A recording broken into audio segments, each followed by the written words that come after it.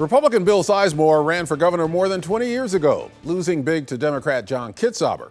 But Sizemore was still a household name as a founder of Oregon Taxpayers United, which ran a number of successful tax measures, including Measure 47, which limits property tax increases to 3% a year.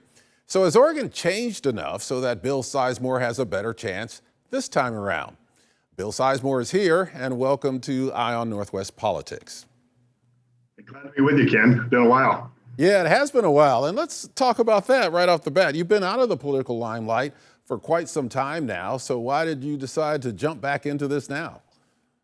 Well, there are a lot of reasons, but the first one is I think that it's actually, in fact, I would even predict that a conservative Republican will win this election in the fall. It's been impossible, as history has shown us, for the last several years, our election cycles, for a Republican to win.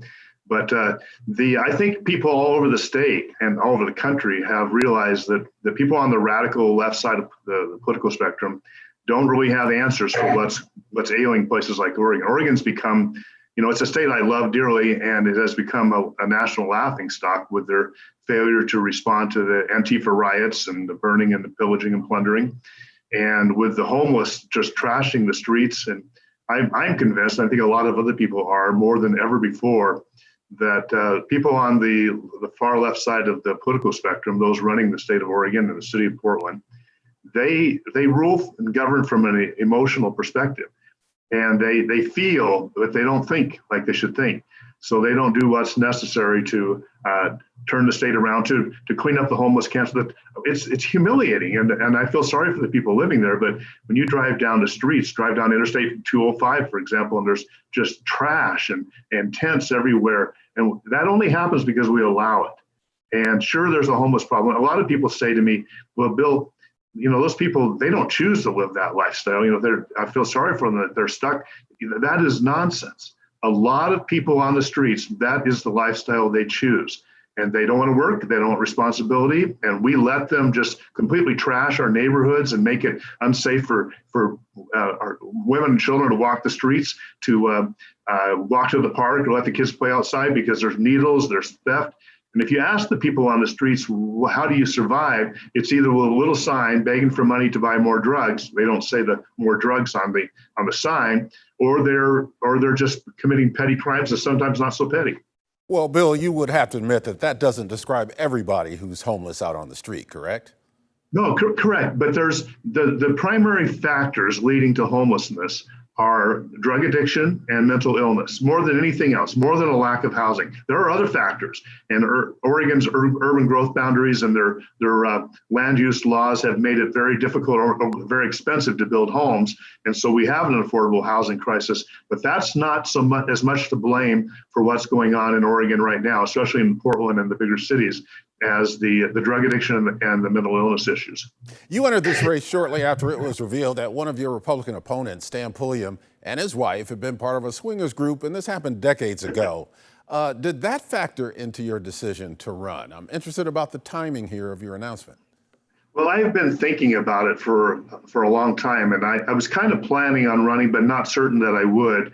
And it was just coincidental that Stan Pulliam was outed for something he did. I prefer not to get into that. That's his own business. Maybe he's repented and turned his life around. I was a little troubled that he didn't say, "I'm really sorry for what I did." He actually said it helped his marriage or something to that effect. But that's not an issue. I would never bring that up on the campaign trail, and I won't bring it up in debates.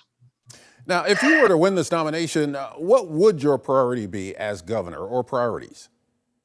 Well, some of the things that I think most conservatives would agree on is we would end the kind of mandates that have destroyed the economy and done a lot of damage to kids and to schools.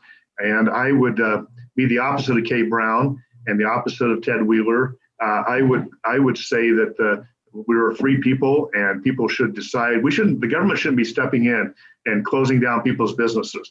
They would keep their businesses open. If there's an issue, people can choose to go there, eat there, shop there, et cetera, or not.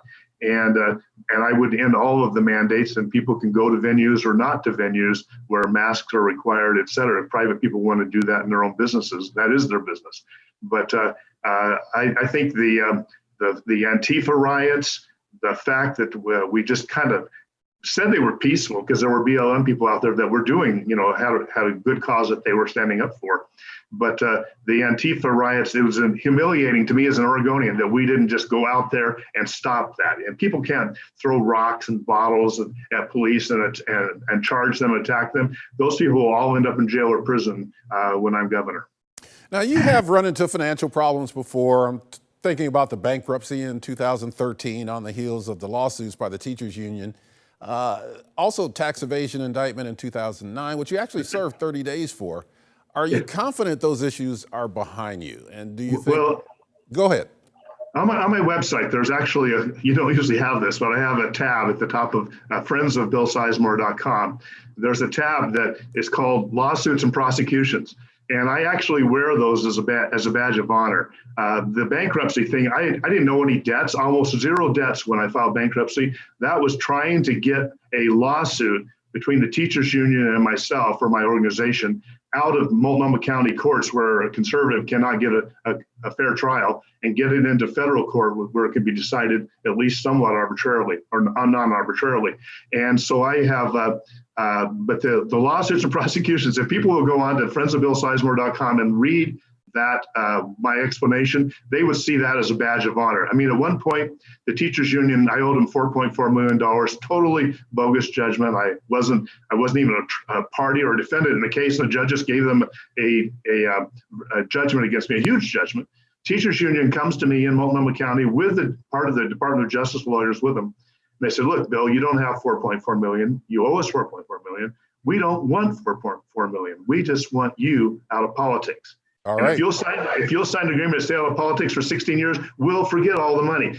That's what it was always about, getting Bill Sizemore out of politics. Well, Bill Sizemore is back in politics now, and I appreciate you joining me on Eye on Northwest Politics. Bill Sizemore. Thank you. We'll be right back.